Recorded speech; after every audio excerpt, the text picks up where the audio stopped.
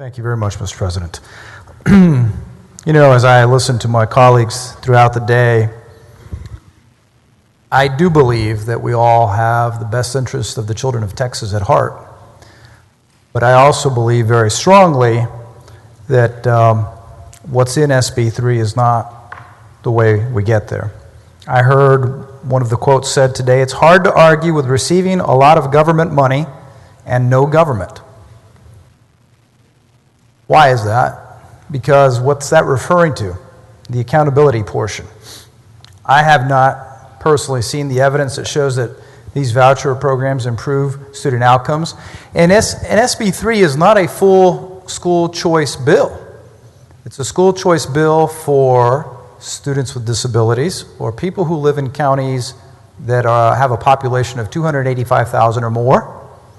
And that you're in 175% of the family poverty, of the percentage of poverty, federal poverty. So it really isn't a full school choice bill. And if it were the right answer, why isn't it a statewide bill? This bill allows private schools to pick and choose who they'd prefer to educate.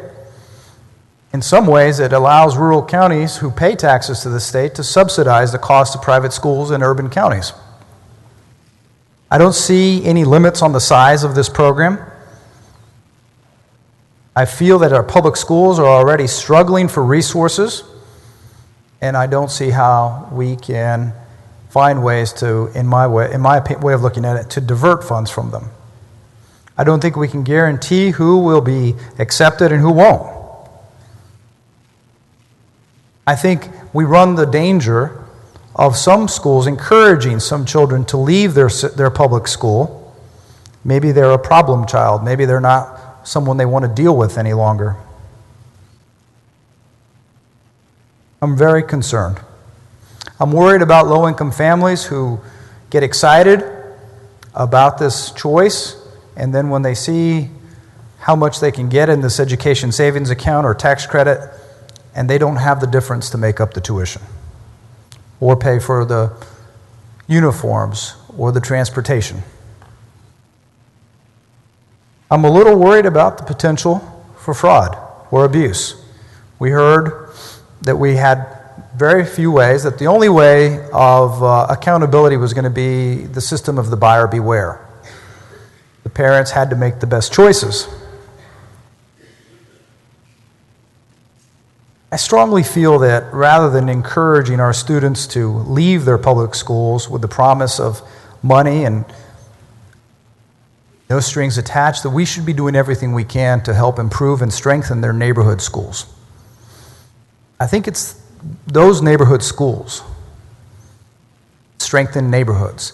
Each and every one of us have neighborhoods in our school, in our districts, where people are buying homes and the home prices are higher. Why? Because the schools are strong. And it's not because the private school in that area is strong, it's because the public schools are strong.